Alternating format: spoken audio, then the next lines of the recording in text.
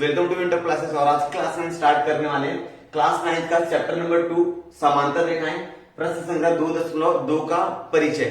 ठीक है, इसके अंदर 2.2 के हम लोग प्रश्न संख्या सॉल्व नहीं करने वाले, सिर्फ हम लोग देखने वाले क्या क्या चीजें लगने वाली है 2.2 को हल करने के लिए। ठीक है, बेसिक चीजें समझ लेते हैं कि 2.2 को अगर आपको हल करना है तो क्या क्या चीजें आपको आनी चाहिए। ठीक है, अगर हम लोग डायरेक्ट 2.2 करेंगे तो बहुत सारी चीजें आपको समझ में नहीं आएंगी। ठीक है, वहां पर बहुत सारे गुणधर्म लगेंगे, बहुत सारी कसौटियां लगेंगी, वो सारी चीजें आपको समझ में नहीं आएंगी। इसलिए ये वीडियो आपको देखना बहुत ज्यादा जरूरी है 2.2 को समझने के लिए। स्टूडेंट्स, इसके पहले मैंने 2.1 का वीडियो बना के रखा हुआ है, आप प्लेलिस्ट में या तो इस वीडियो डिस्क्रिप्शन में आपको लिंक मिल जाएगी या तो आई बटन आ रहा होगा, उस आई बटन में क्लिक करके आप वीडियो को देख सकते हैं। ठीक है स्टूडेंट्स, तो उससे आपको समझ में आ जाएगी समांतर रेखा क्या होती है, तिर्यक रेखा क्या होती है, उसके बारे में डिटेल में बताया हुआ है और एक ही वीडियो में पूरा प्रश्न मैंने सॉल्व किया हुआ है। तो यदि नहीं देखा होगा तो वो वीडियो को जाकर पहले देख लीजिए, आपको ये वीडियो भी समझ में आएगी। तो स्टूडेंट्स, इस वीडियो में करना क्या है, हमको देखना है कि समांतर रेखाओं के गुणधर्म। यदि आपकी रेखाएं समांतर है, दो समांतर रेखाएं और तिर्यक रेखा है, तो उसके कोण का एक गुणधर्म निकल के आता है। कोण का एक गुणधर्म निकल के आता है। क्या गुणधर्म निकल के आता है? किसी भी त्रिभुज के तीनों कोणों के मापों का योगफल कितना होता है?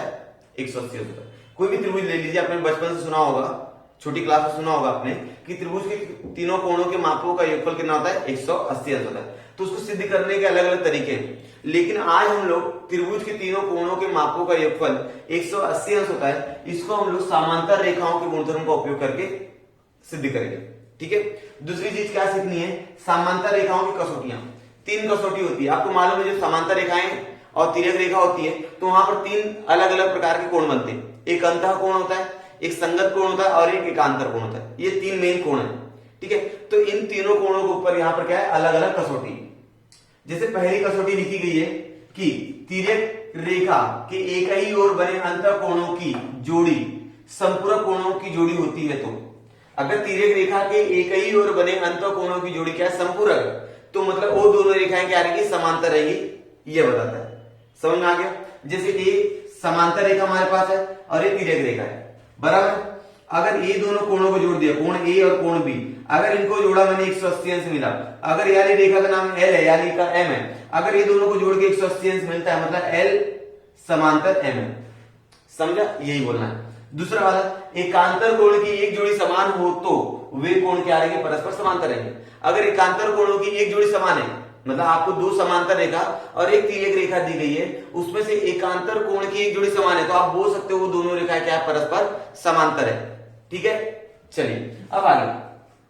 संगत कोणों की एक जोड़ी समान हो तो, अगर संगत कोण की एक जोड़ी आपको समान दिख रही है तो आप बोलोगे दोनों रेखा क्या? परस्पर समांतर है। ठीक है स्टूडेंट्स, तो एक के बाद मैं एक ये सारे जो कसौटियां हैं, इन कसौटी को मैं सिद्ध करके दिखाऊंगा। ठीक है, तो फिलहाल के लिए अभी हम लोग स्टार्ट कर लेते हैं। किसी भी त्रिभुज के तीनों कोणों के मापों का योगफल कितना होता है? 180 अंश होता है। इसको किस प्रकार हम लोग सिद्ध कर सकते हैं, तो ध्यान से देखते जाइएगा। मैं आकृति बनाता हूं और आपको बताता हूं सॉल्व करके। स्टूडेंट्स, हमको पहला प्रमेय हल करना है। किसी भी त्रिभुज के तीनों कोणों के मापों का योगफल 180 अंश होता है। तो स्टूडेंट, कोई भी त्रिभुज रहेगा उसके तीनों कोणों के मापों का योगफल 180 अंश होता है, ये हमको सिद्ध करके दिखाना। तो यहाँ पर मैंने एक त्रिभुज लिया हुआ है। अब इसको क्या करना है? समांतर रेखाओं के गुणधर्म का उपयोग करके हल करना है। तो मैं क्या करूंगा, यहां से एक समांतर रेखा ले लूंगा। ठीक है, ये क्या है? मेरी समांतर रेखा है और इसका नाम दे दूंगा PQ। इस रेखा का नाम क्या दे दूंगा? PQ दे दूंगा। ठीक है स्टूडेंट्स, समझ में आ रहा है? अब ये जो PQ है वो BC के समांतर है। तो रचना में आपको यहाँ पर दत्त में लिखा है मैंने, ABC क्या है? त्रिभुज है। और आपको साध्य क्या करना है कि तीनों कोण ABC, BCA और BAC, तीनों कोणों के मापों का योगफल कितना होने वाला है? 180 अंश होना है। ये मैंने साथ में लिख दिया है। ठीक है, टाइम बच गया मेरा। रचना में क्या करना है? बिंदु ए से आपने क्या खींचा? रेखा PQ खींचा। क्या किया? रेखा PQ खींचा। ठीक है, क्योंकि यहां पर PQ समांतर हो जाएगा BC के। रेखा PQ समांतर रहेगा रेखा PQ BC के। ध्यान से समझ में आ गया? चलिए, अब मुझे उत्पत्ति में क्या करना है स्टूडेंट्स? अब यहां ध्यान दो आप लोग, यहां पर ध्यान दीजिए। ये P और Q और AB क्या है? समांतर है। तो मैं लिखता हूं रेखा PQ समांतर रेखा, आप लोग क्या बोलोगे? AB BC। ठीक है, एक तरफ से यार तिर्यक रेखा ले लो, ये AB क्या है? तिर्यक रेखा है। और AB यह तिर्यक रेखा है। क्या है स्टूडेंट्स? ए बी है, तिर्यक रेखा है। पहली बार आपने किसको तिर्यक रेखा लिया? ए बी को लिया है, ठीक है। अब दूसरी बार यहां पर ए सी को भी लोगे, वो अगली स्टेटमेंट। तो क्या हो जाएगा स्टूडेंट्स? तो समझिए पी ए बी, यहां का कोण देखो पी ए बी, तो कोण पी ए बी सर्वांगसम रहेगा, कोण पी ए बी सर्वांगसम रहेगा ए बी सी के, ए बी सी के। जेड बन रहा है स्टूडेंट्स, यहां पर आप लोग देख सकते हो, यहां पर जेड बन रहा है, देखो यहां पर जेड बन रहा है। तो यहां का कोण क्या होता है? सर्वांगसम होता है एकांतर कोण से, बराबर यहां तक है। चलिए यहां पर लिख सकते हो एकांतर कोण, एकांतर कोण, कारण लिखना जरूरी है, समझे यहां तक? चलिए अब मेरी बात ध्यान सुनिए आप। अब दूसरी बार क्या करो? पी क्यू समांतर बीसी है, लेकिन इस बार तिर्यक रेखा याली रहेगी। पहली बार तिर्यक रेखा याली लिया, अब इस बार तिर्यक रेखा याली रहेगी। तो ध्यान देंगे एकदम अच्छे से, एकदम अच्छे से ध्यान देंगे आप लोग। देखिए क्या हो जाएगा? कोण, सॉरी पहले रेखा लिख दो। रेखा क्या है? पी क्यू, पी क्यू समांतर है रेखा बीसी के, और जो एसी है, एसी यह क्या है? इनकी तिर्यक रेखा है। एकदम अच्छे दिखती जाएगी स्टूडेंट्स, तिर्यक रेखा है। अब इस बार किसको लिया है? तिर्यक रेखा इस तरफ से लिया है, ठीक है ना।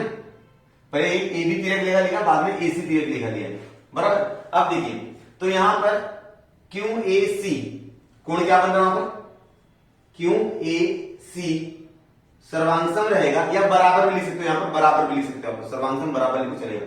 ए सी बी, ए सी बी बराबर है, ए सी बी कैसे आ गया? एकांतर कोण, सही है। ये क्या हो गया? एकांतर कोण हो गया। समझ में आ रहा होगा मेरी बातें, ठीक है।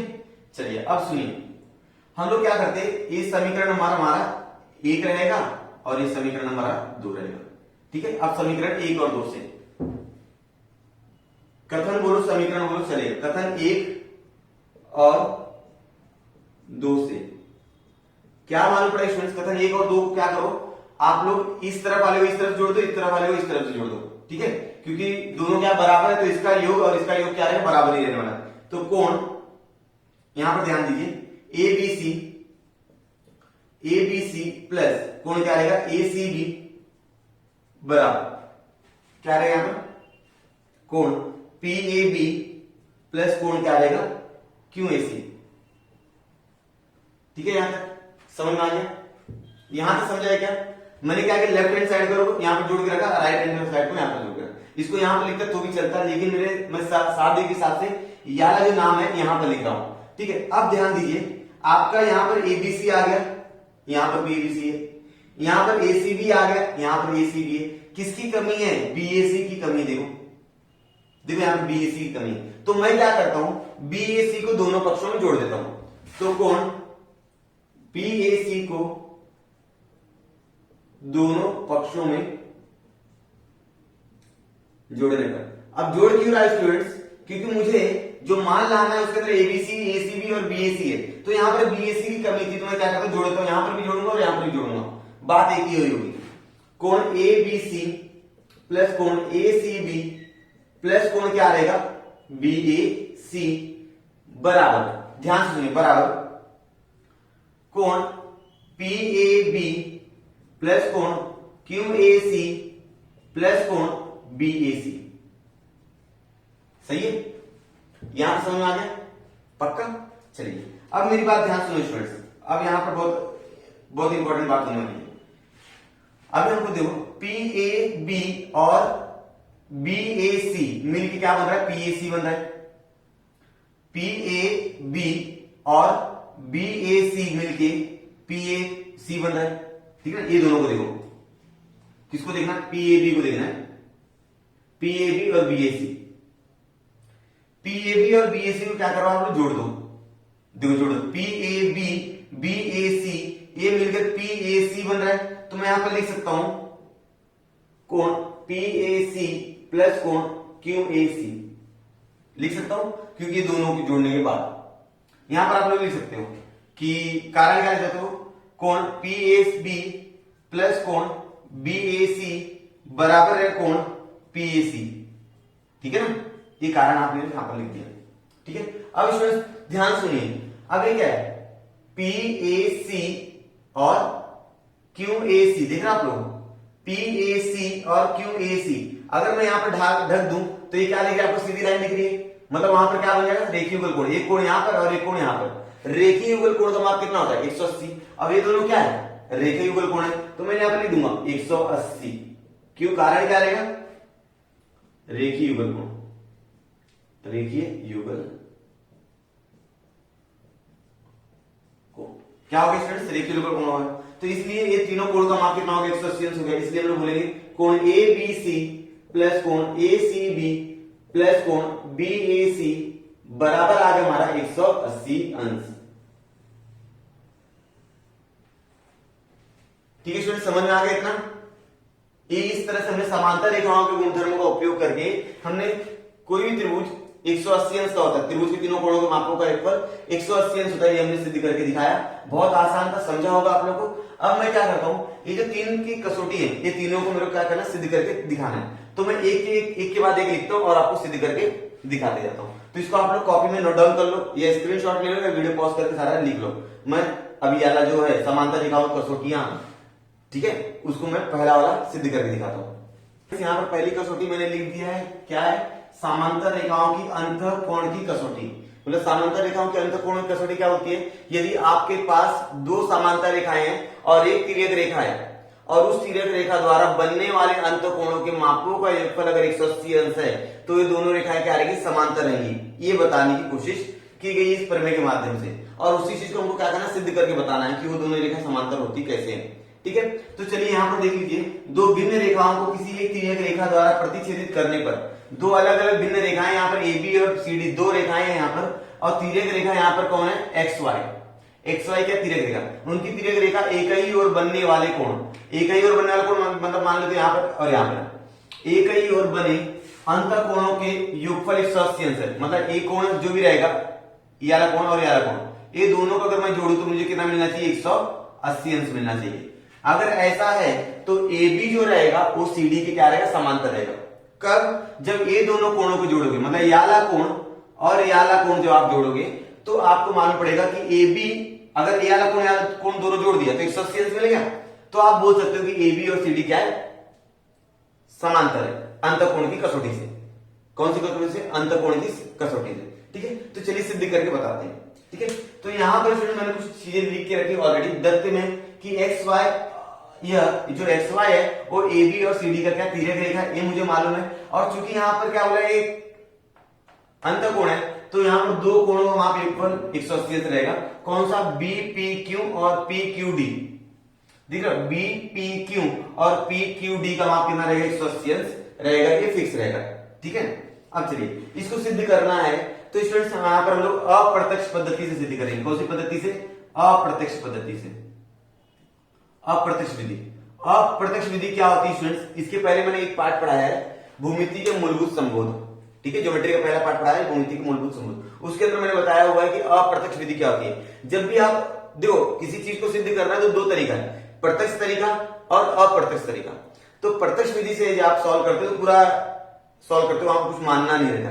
लेकिन जब आप अप्रत्यक्ष पद्धति से किसी चीज को सॉल्व करते हो तो वहां पर आपको दिए गए कथन को असत्य मान लेना पड़ता है। मतलब यहां पर कथन क्या दिया है कि AB और CD क्या है, तिर्यक मतलब समांतर रेखा है, तो इसको मान लेंगे हम लोग क्या है, समांतर रेखा नहीं। फिर वो लाइन कहीं ना कहीं गलत हो जाएगी और हमारी साथ वाली लाइन सही दिखेगी। समझ में आ रहा है, तो चलिए हम लोग सॉल्व करते हैं और आपको समझ में आते हैं।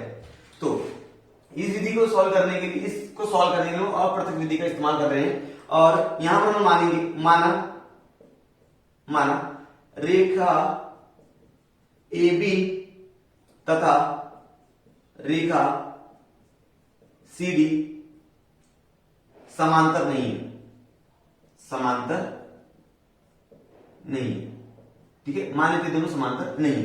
ठीक है, AB और CD समांतर नहीं है। जब AB और CD समांतर नहीं रहेगी तो इसकी आकृति किस तरह से बनेगी, ये तिर्यक रेखा आपकी X और Y, और यहां से जा रही है AB और यहां से जा रही है CD, गई, समझा। तो इसका नाम दे दीजिए आप लोग, क्या नाम दोगे, ABCD,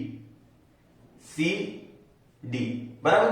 यहां पर आपका नाम है P, या यहां पर नाम क्या दे दो आप लोग, T दे दो। क्या नाम दे दो टी, और यहाँ का नाम तो आपको मालूम है क्यों है। ठीक है, इस तरह की आकृति बन जाएगी। जब वो समांतर नहीं रहेगी मतलब वो दोनों कहीं ना कहीं जाके एक दूसरे को क्या करेंगे, काटेंगे। समांतर नहीं रहेगी मतलब वो दोनों रेखाएं कहीं ना कहीं जाके एक दूसरे को क्या करेंगे, काटेंगे। इस तरह से आकृति बन जाएगी। ठीक है, तो चलिए अब इसके ऊपर काम करते हैं। समझ में आ रहा है? तो चलो यहां पर क्या हुआ स्टूडेंट्स, ए बी और सी डी ने बिंदु टी पर प्रतिच्छेदित किया, इसलिए रेखा ए बी तथा रेखा और लिखिए स्टूडेंट, और लिखिए, और रेखा सी डी यह बिंदु टी पर प्रतिच्छेदित करेगा, प्रतिच्छेदित करेगा। ठीक है ना, जब वो समांतर दे टी पर क्या करेगा, प्रतिच्छेदित करेगा। इस प्रकार पी टी क्यू ये त्रिभुज बन गया, त्रिभुज पी टी क्यू तैयार हुआ। सही बात है, पीटी क्यू त्रिभुज क्या हो गया, तैयार हो गया। यहाँ पर आप लोग दिख रहे हो पी टी क्यू, यहाँ पर त्रिभुज दिख रहा है पी टी क्यू। ठीक है, अब किसी भी त्रिभुज के तीनों कोणों का मापों का योगफल कितना होता है, 180। इसके पहले बताया मैंने, अभी थोड़ी देर पहले बताया। तो त्रिभुज के तीनों कोणों के मापों को क्या कर दो, आप लोग जोड़ दो।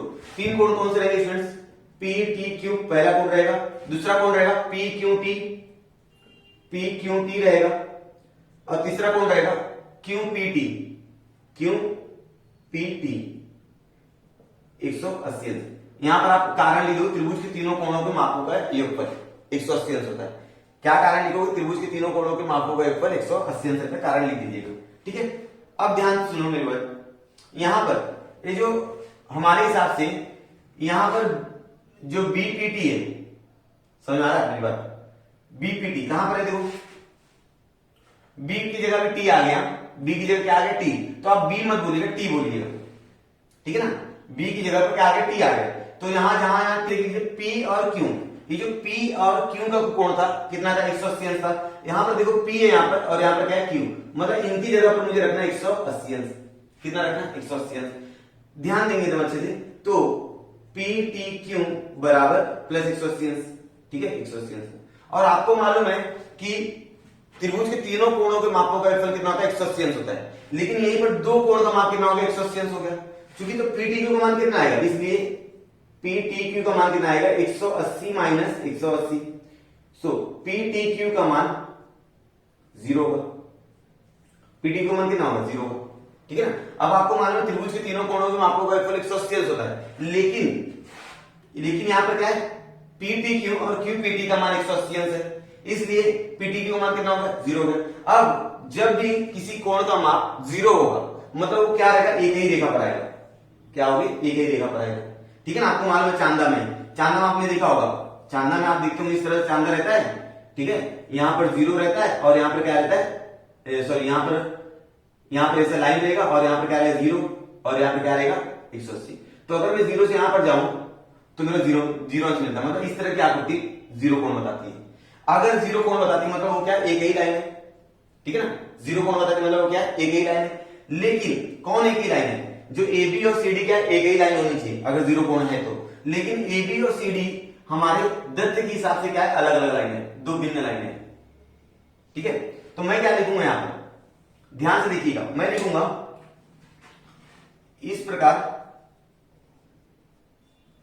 रेखा ए बी और रेखा सी डी एक ही रेखा है। ठीक है ना, एक ही रेखा है, परंतु परंतु परंतु क्या बोला है दत्त में, परंतु सवाल में रेखा ए बी और रेखा सी डी दो भिन्न रेखाएं हैं। ठीक है, दोनों क्या भिन्न रेखाएं, इसलिए ये बात क्या होगी स्टूडेंट्स, गलत हो गई। जो इसलिए बात क्या होगी, गलत हो गई। ठीक है ना, ये जो मैंने माना था वो क्या हो गया, गलत हो गया। ठीक है, अब क्या लिखूंगा, देखो माना गया कथन गलत है। माना गया कथन मतलब याला कथन, ये जो आपने माना वाला कथन देखा ना, ये कथन क्या होगा, ये कथन को जो मैं सॉल्व किया तो मुझे क्या मिल गया, गलत मिल गया ना। तो इसलिए जो ए बी और सी डी क्या है वो समांतर रहेंगे, इसलिए रेखा A B Rekha A B समांतर रेखा सी डी होगा। ठीक है, समझ में आ गया? समझे स्टूडेंट्स? जब वो एक ही रेखा पर नहीं रहेगी तो दोनों क्या रहेंगे, समांतर रहेंगे। ये आपको सिद्ध करके मैंने दिखा दी। इसका आप स्क्रीनशॉट लेके आपकी कॉपी में लिख सकते हो, बहुत ज्यादा इंपॉर्टेंट है आगे दो जो मैं करवाने वाला हूं मैं उसके लिए। ठीक है, बहुत ज्यादा इंपॉर्टेंट है, आप स्क्रीनशॉट ले लो या तो वीडियो पॉज करके लिख लो उसको। स्टूडेंट्स, आपके सामने मैंने यहाँ पर दूसरा वाला प्रमेय लिख के रखा है। पहले वाले प्रमेय को क्या बोला गया था, अंतःकोण की कसौटी। तो दूसरा वाला प्रमेय जो है वो संगत कोण की कसौटी है।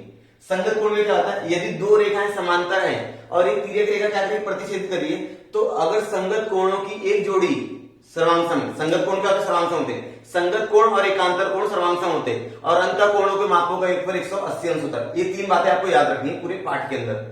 ठीक है, संगत कोण क्या होता है, सर्वांगसम। संगत कोण अगर सर्वांगसम है तो बताइए वो दोनों जो रेखा है वो समांतर है कि नहीं, हमको सिद्ध करके दिखाना है। तो ये लाइन मैंने यहाँ पर लिखे रखी है, दो रेखाओं की किसी एक तिर्यक रेखा द्वारा, दो रेखाओं को किसी एक तिर्यक रेखा द्वारा प्रतिच्छेदित करने पर बनने वाले संगत कोण की एक जोड़ी सर्वांगसम हो तो वे रेखाएं समांतर होती है। ठीक है ना, वे रेखाएं क्या आएगी, समांतर। तो मैं मान लिया मेरे पास दो रेखाएं एल और एम, मेरे पास दो रेखाएं एल और एम, पहले बना दिए, टाइम पास ना हो इसलिए मैंने पहले बना कर। एल और एम मेरे पास दो रेखाएं और एम क्या करेगी, इसको तिर्यक रेखा है। ठीक है, और संगत कोण कहां होता है आपको मालूम, संगत कोण एक यहां पर रहेगा, एक यहां पर रहेगा। ठीक है, तो पहले वाले संगत कोण का आप दे दिया ए, दूसरे वाले का नाम दे दिया बी। तो ए और बी क्या रहेंगे, बराबर रहेंगे, वो आपको मालूम है। संगत कोण क्या होते हैं, सर्वांगसम होते हैं, वो आपको भी मालूम है। तो मैं यहाँ पर क्या करता हूँ, एक कोण और ले लेता हूँ, इसका नाम दे देता हूँ मैं सी। क्या नाम है, सी।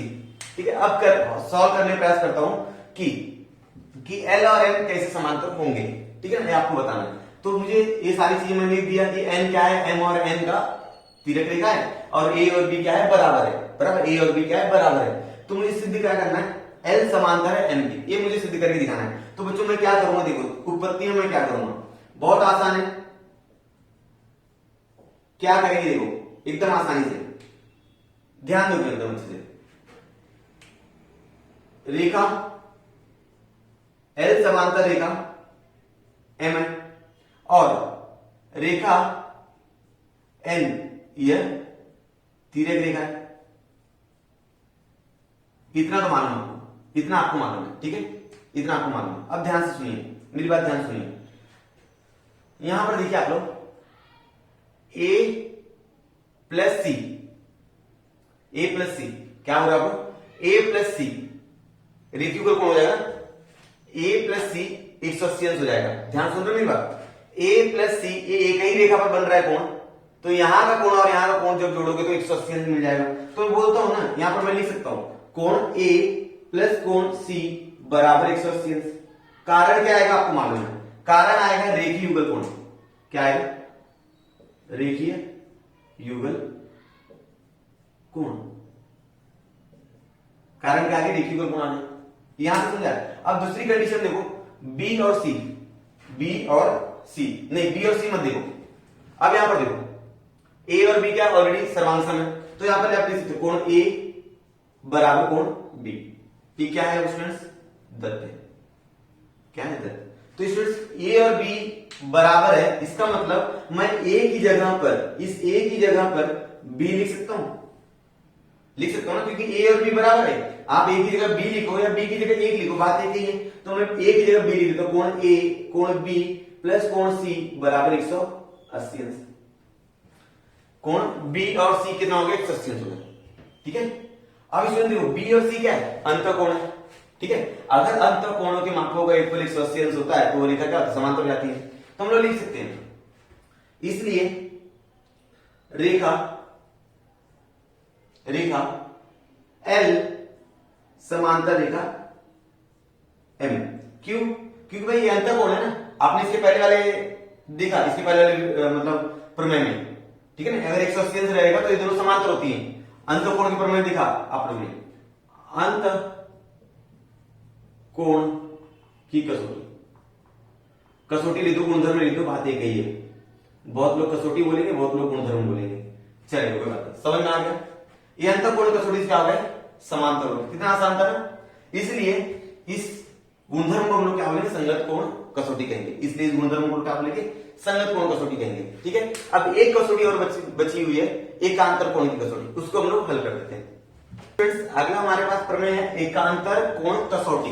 एकांतर कोण कसौटी, पहला देखा अंतर कोण कसौटी, दूसरा देखा संगत कोण कसौटी, तीसरा हमको देखना एकांतर कोण कसौटी। ये तीन ही कोण बनते हैं जब दो रेखाएं समांतर और एक तिर्यक रेखा हो, तो ये तीन ही कोण बनते हैं, आपको मालूम है, ठीक है। और ये तीनों को हम लोग क्या कर रहे हैं, गुणधर्म देख रहे हैं, उसको सिद्ध करके हल कर रहे हैं, ठीक है। तो क्या है यहाँ पर, ये जो प्रमेय है ये संगत कोण के जैसे ही है, क्योंकि संगत कोण में अगर एक जोड़ी आपकी सर्वांगसम है, संगत कोणों की एक जोड़ी अगर सर्वांगसम है तो दोनों रेखा क्या रहेगी, समांतर रहेगी। उसी तरह एकांतर कोण में अगर एकांतर कोण की एक जोड़ी आपकी सर्वांगसम या समान है तो दोनों रेखाएं क्या रहेंगी, समांतर रहेंगी, ठीक है। जैसे यहां पर मैंने लिखा है दो रेखाओं को किसी तिर्यक रेखा द्वारा प्रतिच्छेदित करने पर बने एकांतर कोण की एक जोड़ी, एकांतर कोण की एक जोड़ी सर्वांगसम हो तो वे रेखाएं क्या होती, परस्पर समांतर रहेंगी। अगर आपके पास दो समांतर रेखाएं हैं और एक तिर्यक रेखा है, ठीक है, अब इससे अगर एक एकांतर कोण की जोड़ी सर्वांगसम है तो दोनों रेखाएं क्या रहेंगी, समांतर रहेंगी, आपको सिद्ध करके दिखाना है, ठीक है। तो चलिए मैंने यहाँ पर दो रेखा बना दिया है, इस रेखा का नाम है एन, इसका नाम है एम और इसका नाम है एन, नाम दे दिया मैंने, आपकी मर्जी से आप दे सकते हो। और एकांतर कोण की जोड़ी यहाँ पर सर्वांगसम होने वाली है, तो यहाँ का कोण यहाँ के कोण के बराबर रहेगा, जेड बन रहा है, ए और बी क्या रहेगा, बराबर रहेगा। तो आपको बताना है कि एल और एम क्या है, समांतर है, ये आपको बताना है। तो मेरी बात सुनिए स्टूडेंट, मैं यहां पर एक कोण और मान लेता हूं, उसका नाम देता हूं सी। क्या नाम देता हूं, सी दे देता हूं, समझ में आया होगा, ठीक है। तो चलिए अब हल कर देते हैं। यहां पर मैंने दत्त लिख के रखा हूं, ए और बी क्या है, बराबर है, वो आपको समझा होगा। और एल को मुझे एम के क्या करना, समांतर लाना, ये मुझे सिद्ध करना, वो भी आपको मालूम है।